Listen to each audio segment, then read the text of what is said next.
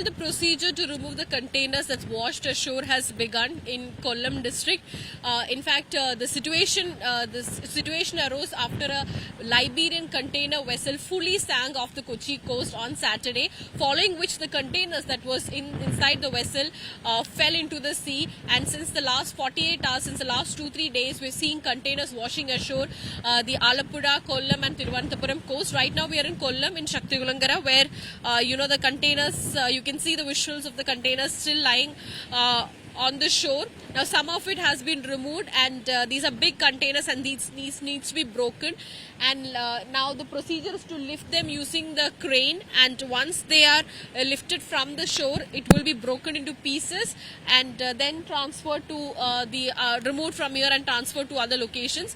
Now this is a major task, as the containers that's found here are huge, are very long ones, but in other places there are small containers, and there is a possible threat still existing, as the public has been asked to stay vigilant and cautious for the next 72 hours, next 3 more days. People needs to follow the guidelines and all the directions issued by the government. Not just 3 days. If the government asks, or the authorities are asking for to maintain caution beyond that, then that needs to be also followed.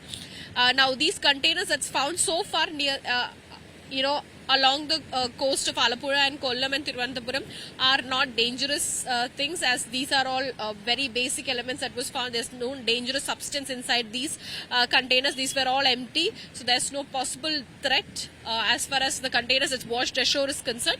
But there are many more still remaining inside the sea. Now that's the concern, because we don't exactly know what are the elements inside those containers, and public has been asked to stay away from the containers, or anything unusual or rare that you find on the shore that needs to be reported as soon as possible to the officials, and stay away, do not touch, do not gather near them. That's the guideline that needs to be maintained, is what the officials have said.